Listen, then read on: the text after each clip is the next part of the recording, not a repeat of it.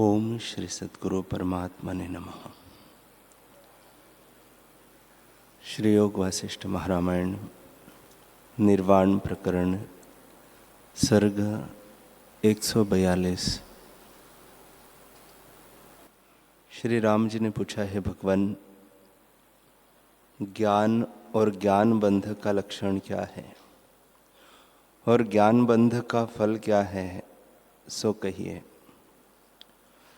श्री वशिष्ठ जी बोले, हे रामचंद्र जी, जिस पुरुष ने आत्मा के विशेषण शास्त्रों से श्रवण किए हैं कि आत्मा नित्य शुद्ध ज्ञान स्वरूप और तीनों शरीरों से भिन्न है, और ऐसे सुनकर अपने को वही मानता है, पर विषयों को भोगने की सदा तृष्णा रखता है कि किसी प्रकार इंद्रियों के विषय मुझे प्राप्त हो, ऐसा पुरुष ज्ञानबंध कहलाता है।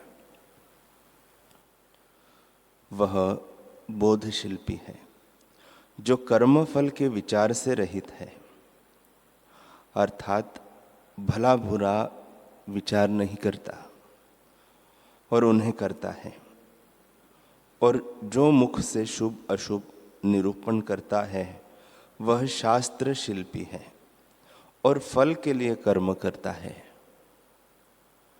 कोई ऐसा है कि अपने को शास्त्रोक्त उत्तम मानता है, शास्त्रों को बहुत प्रकार से उनके अर्थ भी कहता है, पढ़ता और पढ़ाता भी है, पर विषयों से बंधा हुआ है और सदा विषयों का चिंतन करता है, ऐसा पुरुष ज्ञानबंध है। इसी कारण वह अर्थशिल्पी भी कहलाता है, अर्थात चितेरा करने को समर्थ है और धारण करने को समर्थ नहीं। हे रामचंद्र जी, एक प्रवृत्ति मार्ग है और दूसरा निवृत्ति मार्ग है। प्रवृत्ति संसार मार्ग है और निवृत्ति आत्मज्ञान मार्ग है। जिस पुरुष ने निवृत्ति मार्ग ग्रहण किया है पर प्रवृत्ति मार्ग में अर्थात बहिर्मुख विषयों की ओर प्रवृत्त होता है, इंद्रियों के विषयों की चाह करता और विषयों से उपरत नहीं होता एवं उनसे संतुष्ट होकर स्वरूप का अभ्यास नहीं करता, वह ज्ञानबंध कहलाता है।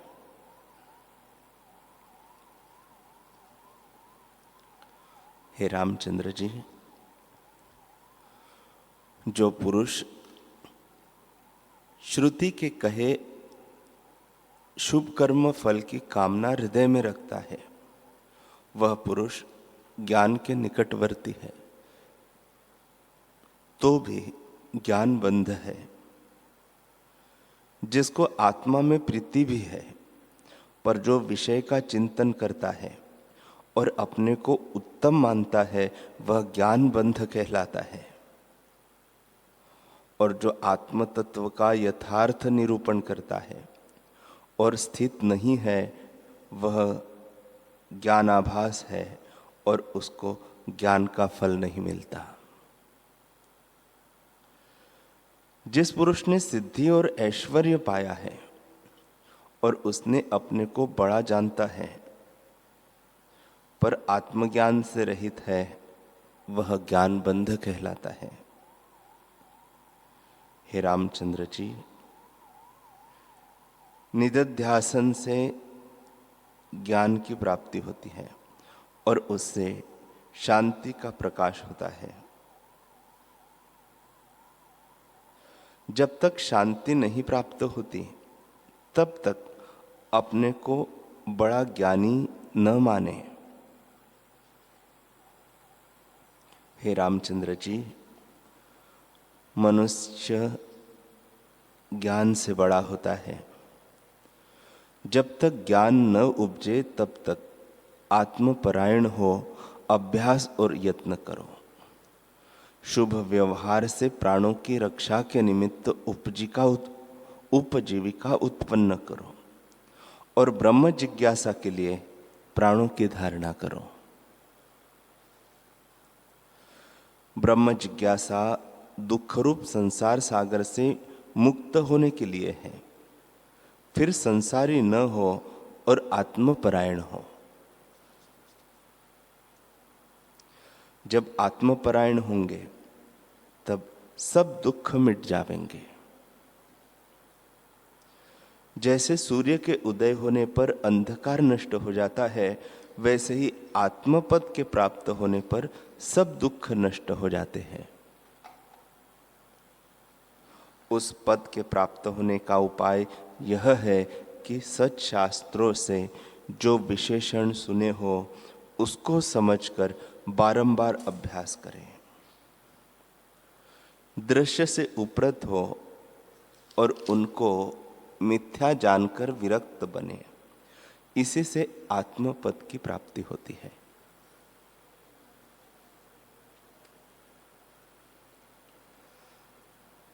श्री वशिष्ठ जी बोले, हे रामचंद्र जी,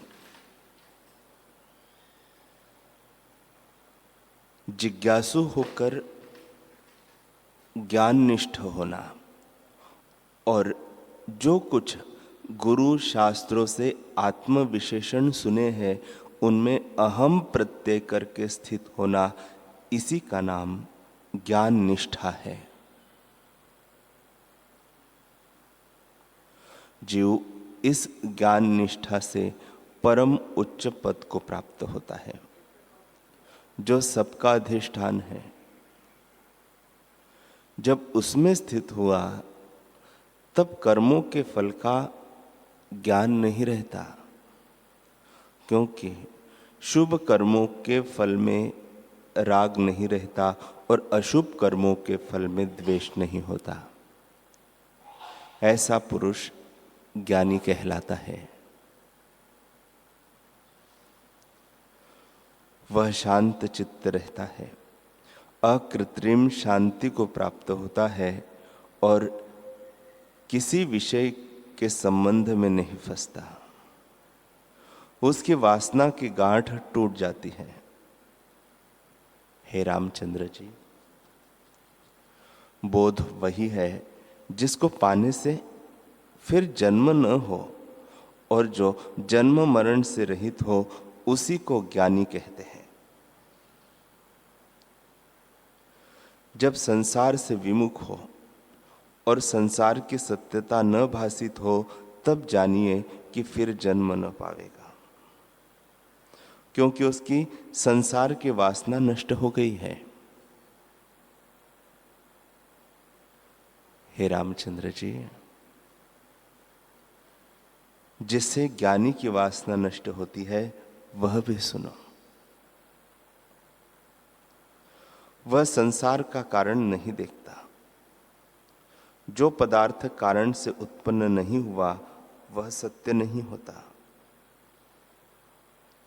इससे संसार मिथ्या है। जैसे रस्सी में सर्प भासित होता है तो उसका कारण कोई नहीं, वह भ्रम से सिद्ध हुआ है, वैसे ही यह विश्व कारण के बिना दिखता है, इससे मिथ्या है। तो उसकी वासना भी कैसे हो? हे राम जी, जो प्रवाह पतित कार्य प्राप्त हो उसमें ज्ञानी विचरता है और संकल्प से रहित होकर अपना अभिमान कुछ नहीं करता कि इस प्रकार हो और इस प्रकार न हो। वह हृदय से आकाश की तरह संसार से न्यारा रहता है और वासना से शून्य है।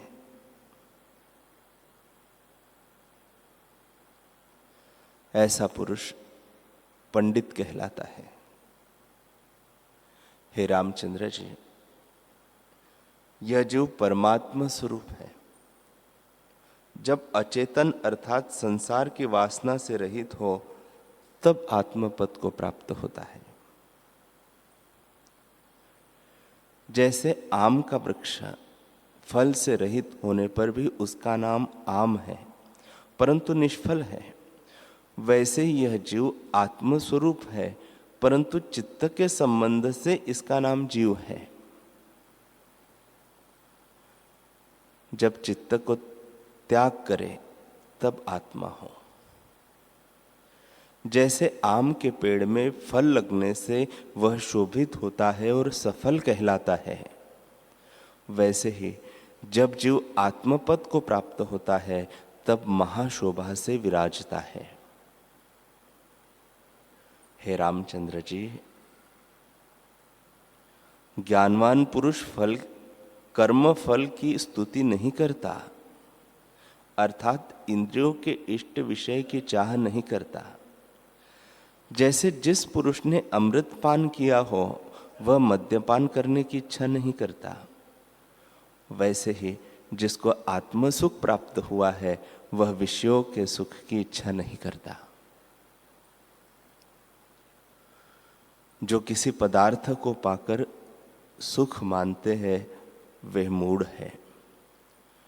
जैसे कोई पुरुष कहे कि बंध्या के पुत्र के कांधे पर चढ़कर नदी के पार उतरते हैं तो वह पुरुष महामूढ़ है, क्योंकि जब बंध्या के पुत्र है ही नहीं तो उसके कांधे पर कैसे चढ़ेगा।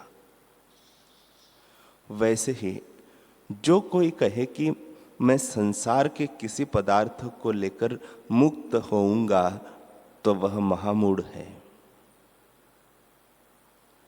हे रामचंद्र जी, ऐसा पुरुष ज्ञान से शून्य है, उसकी इंद्रियां स्थिर नहीं होती। वह शास्त्रों के अर्थ प्रकट भी करता है पर परमात्मा के ज्ञान से रहित है। उसको इंद्रियां बलपूर्वक विषयों में गिरा देती है। जैसे चील पक्षी आकाश में उड़ता उड़ता मांस को देखकर पृथ्वी पर गिर पड़ता है, वैसे ही अज्ञानी विषय को देखकर गिर पड़ता है। इसे मन सहित इन इंद्रियों को वश करो और युक्ति से तत्परायण और अंतर्मुख बनो।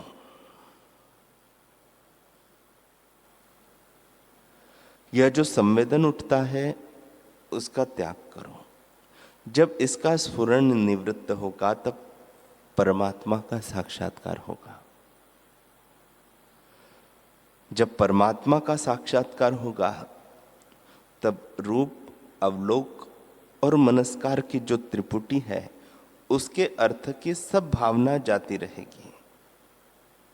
केवल आत्म तत्व ही प्रत्यक्ष भासित होगा और संसार का अत्यंत अभाव हो जाएगा। हे रामचंद्र जी, संसार का आदि परमात्म तत्व है और अंत भी वही है। जैसे स्वर्ण गलाइए तो भी स्वर्ण है और जो न गलाइए तो भी स्वर्ण है, वैसे ही जब सृष्टि का अभाव होता है तब भी आत्मा ही शेष रहता है। जब सृष्टि उपजी न थी तब भी आत्मा ही था और मध्य भी वही है, परंतु यह सम्यकदर्शी को भासित होता है। असम्यकदर्शी को आत्मसत्ता नहीं भासित होती है। हे रामचंद्र जी, विश्व आत्मा का परिणाम नहीं चमत्कार है। जैसे सुवर्ण गलता है तो उसकी रेनी संज्ञा होती है अथवा शलाका कहती है। यद्यपि उसमें भूषण नहीं हुए तो भी उसका चमत्कार ऐसा ही होता है कि उससे भूषण उपजकर लीन हो जाता है। जैसे सूर्य की किरणें जल का आभास देती है, वैसे ही विश्व आत्मा का चमत्कार है। बना कुछ नहीं, आत्मसत्ता ज्यों की त्यों है और उसका चमत्कार विश्व होकर स्थित हुआ है। हे रामचंद्र जी, जब तुमने ऐसे जाना कि केवल आत्मसत्ता है तब वासना का क्षय हो जाएगा और चेष्टा स्वाभाविक होगी। जैसे वृक्ष के पत्ते पवन से हिलते हैं, वैसे ही शरीर की चेष्टा प्रारब्ध वेग से होगी। हे रामचंद्र जी, देखने भर को तुम्हारे शरीर की क्रिया होगी और हृदय में शून्य भासित होगा। जैसे यंत्र की पुतली संवेदन बिना तागे से चेष्टा करती है, वैसे ही शरीर की चेष्टा प्रारब्ध से स्वाभाविक होगी और तुमको उसका अभिमान न होगा।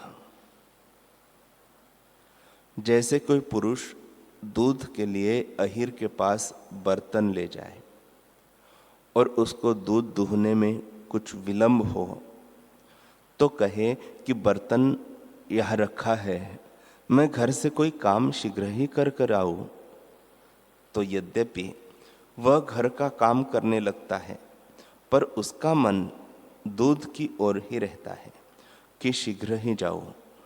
ऐसा न हो कि वह दुहता हो। वैसे ही तुम्हारी क्रिया प्रारब्ध वेग से होगी, पर मन आत्म तत्व में रहेगा और तुम अहंकार से रहित होंगे।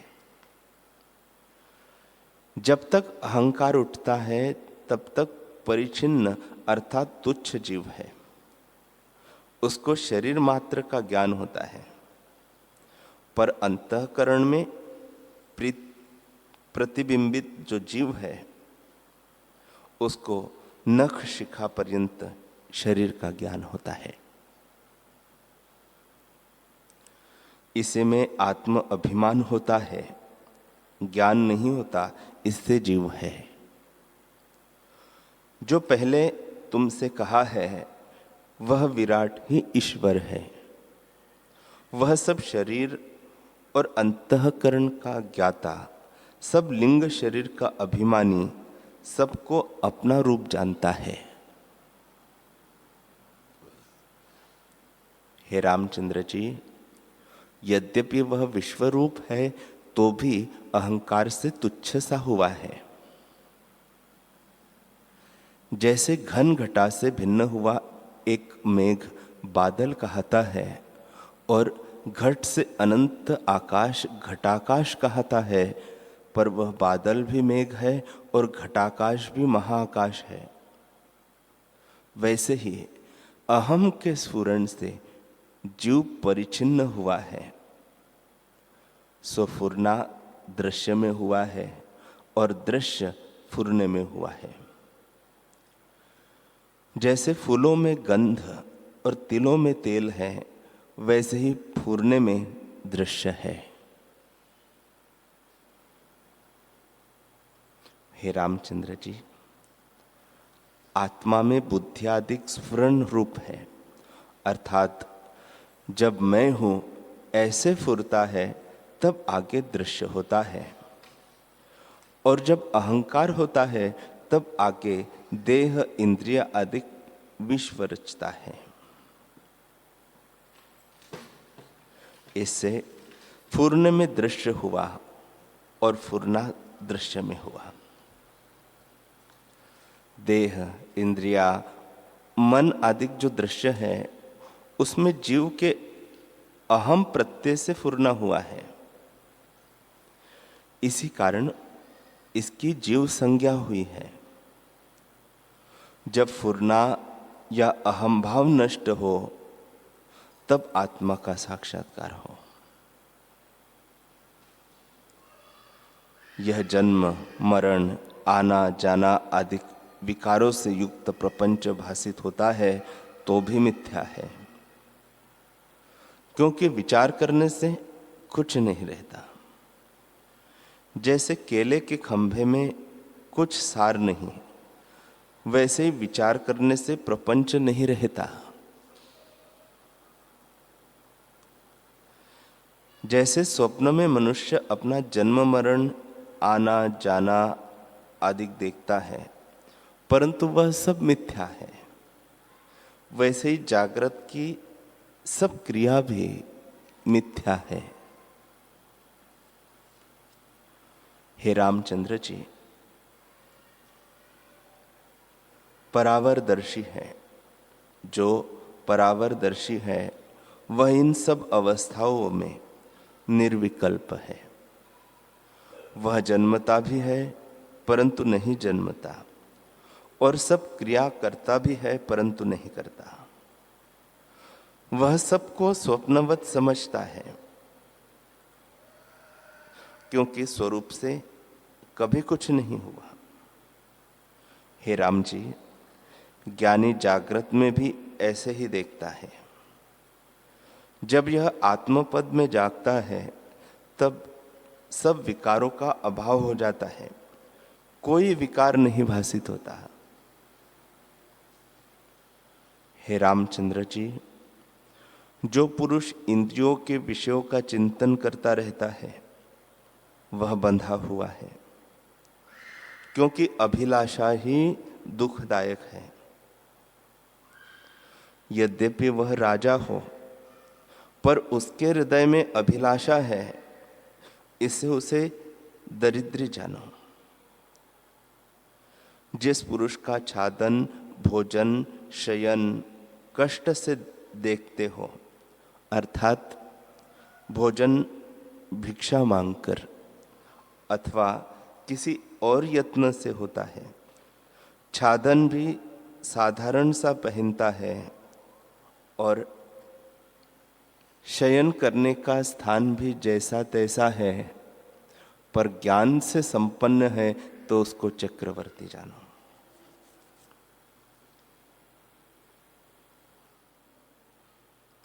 यथा 7 गांठ कोपिन की, साधन माने शंक, राम अमल माता फिरे, गिने इंद्र को रंक। हे रामचंद्र जी, उसको चक्रवर्ती से भी अधिक जानो। यदि वह आरंभ क्रिया करता भी दिखता है पर संकल्प से रहित है तो कुछ नहीं करता। उसका करना न करना दोनों बराबर है, क्योंकि वह निरअभिमान है। वह शुभ कर्मों के करने से स्वर्ग नहीं जाता और अशुभ कर्म से नरक नहीं भोगता। उसको दोनों एक समान है। हे रामचंद्र जी, ज्ञानी और अज्ञानी दोनों की चेष्टा समान है, परंतु अज्ञानी अहंकार सहित करता है, इससे दुख पाता है। इससे तुम अहंकार का त्याग करो और अपना स्वरूप जो चैतन्य से रहित चैतन्य है उसमें स्थित रहो, जिससे तुम्हारे सब संशय मिट जावे।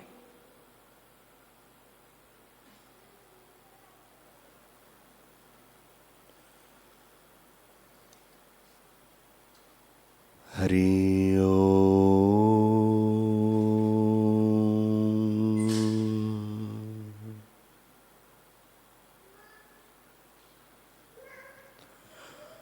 हरि